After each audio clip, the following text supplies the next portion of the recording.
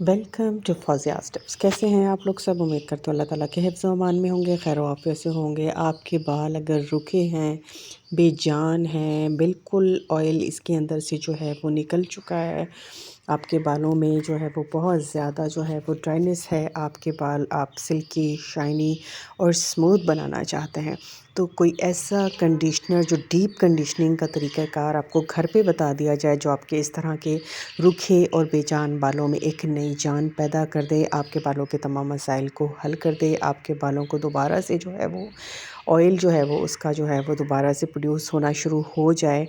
तो वो कौन-सा तरीका है कि घर पर बहुत आसानी से जो है वो हम अपने बालों को जो है रिपेयर कर सकते हैं। सबसे पहले जी, कोई भी कंडीशनर जो आप यूज़ करते हैं, वो आपको इसमें चाहिए है। इसके अलावा आपको चाहिए जनाब कोकोनट मिल्क पाउडर, ठीक है? कोकोनट मिल्क पाउडर अगर अवेलेबल है वो ले लीजिए। कोकोनट मिल्क पाउडर अगर नहीं है तो कोकोनट मिल्क आपको चाहिए, या फिर आप कोकोनट ऑयल भी ऐड कर सकते हैं, ठीक है? 1 टेबलस्पून आपने ऑयल का यूज़ करना है। अगर मिल्क यूज़ कर रहे हैं तो वो भी 1 टेबलस्पून यूज़ करना है, और अगर मिल्क पाउडर यूज़ कर रहे हैं तो वो 1 टीस्पून यूज़ करेंगे।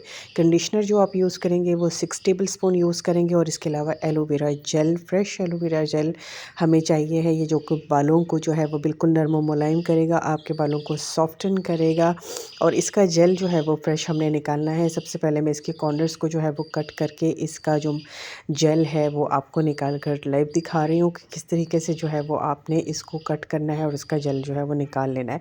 एलोवेरा जब भी अपने बालों के लिए, अपनी स्किन के लिए आप यूज़ करना चाहें, तो एलोवेरा को कट करने के बाद जो उसका एंड है जहाँ से आपने कट किया था, उसको कम से कम आप 2 घंटे से लेकर 4 घंटे तक किसी भी पानी के एक छोटे से जार में रख दीजिए, ताकि उसका जो येलो कलर का जो लिक्विड है वो उसमें से सारा का सारा निकल जाए। फिर उसके बाद आप उसको ड्राई करके, क्लीन करके आप इसको यूज़ किया करें, ठीक है जी। मैंने इसकी ऊपर की लेयर को हटा दिया, और मैं छुरी की मदद से जो इसका निचला हिस्सा होता है उससे में से रब करके इसका जेल जो सारा है वो इसमें से निकाल लूँगी। जितना हमें कंडीशनर हमने अपने बालों के लिए लिया है, उतना ही हमें एलोवेरा जेल लेना है। अगर मैं 6 टेबलस्पून कंडीशनर के ले रही हूँ तो मुझे 6 टेबलस्पून एलोवेरा जेल के भी चाहिए। दोनों की क्वांटिटी इक्वल रखनी है, ठीक है जनाब।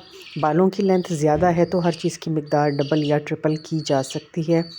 तरीक़ेकार यही होगा। हम मेरे बाल छोटे हैं तो मैं इस वजह से इतना बना रही हूँ, ठीक है जी। इस तरह से आप सारे का सारा जेल जो है वो एलोवेरा का इसमें से जो है वो निकाल लीजिए।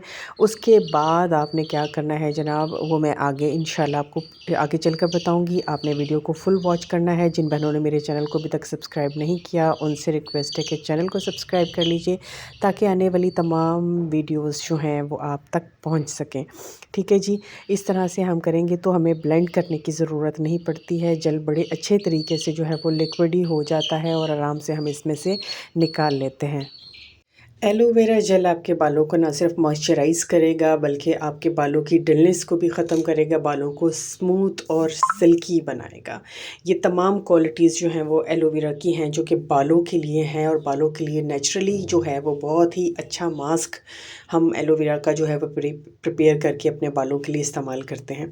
तो उसी तरह के मास्क से हटकर आज हमने कहा कि डीप कंडीशनरिंग जो है वो एलोवेरा से करना सिखाएँ, कि किस तरह से अपने बालों को जो है वो आप एलोवेरा का यूज़ करके डीप कंडीशन कर सकते हैं घर पर। बहुत महंगे-महंगे, बहुत एक्सपेंसिव कंडीशनर्स ख़रीदने की ज़रूरत नहीं है। कोई भी नॉर्मल कंडीशनर जो आप अपने घर में अपने बालों के लिए इस्तेमाल करते हैं, जो आप वही आप कंडीशनर लेंगे, और उसके अंदर ये एलोवेरा जेल जो है वो आपने शामिल करना है, ठीक है। कंडीशनिंग तो चलें जो होती है सो होती है, वो बालों को कंडीशनर हम जो है वो जब अपने बाल वॉश कर लेते हैं तो उसके बाद करते करते ही करते हैं। लेकिन अगर हम डीपली कंडीशनर करें, जो ये उन बहनों के लिए है जिनके बाल ज़रूरत से ज़्यादा ड्राई हो चुके हैं, बहुत ज़्यादा रफ़ हो चुके हैं, ये उन्होंने अपने बालों के लिए करना है। कम से कम 15 दिन में एक बार, ठीक है, 10 दिन में एक बार आप ये कंडीशनिंग, इस तरह से डीप कंडीशनिंग अपने बालों के लिए ज़रूर करें, ताकि आपके बाल रिपेयर हों। एक बॉल में मैंने वो एलोवेरा जेल के 6 टेबलस्पून जो हैं वो डालने हैं, ठीक है, जो मैंने अभी निकाला है आपके सामने। अब इसके अंदर मैंने शामिल करना है 6 टेबलस्पून ही ये मेरे पास जो कंडीशनर है वो, ठीक है। आपने कंडीशनर जो आप अपने बालों के लिए नॉर्मली यूज़ करते हैं वही कंडीशनर लेना है और वो इसके अंदर आपने 6 टेबलस्पून ही डाल लेना है, ठीक है। ये जितना भी है ये मैंने 6 टेबलस्पून ही निकाला हुआ है। मैं अब उस एलोवेरा जेल में ये कंडीशनर भी शामिल कर रही हूँ, ठीक है। इसके बाद जो हमारा थर्ड इंग्रेडिएंट है वो मैंने आपको बताया है कि या तो इसके बाद आप इसके अंदर 1 टेबलस्पून जो है वो कोकोनट ऑयल शामिल करेंगे या फिर कोकोनट मिल्क का 1 टेबलस्पून आपने ऐड करना है। और अगर आपके पास कोकोनट जो मिल्क पाउडर होता है वो अवेलेबल है तो वो 1 टीस्पून आपने इसके अंदर डालना है।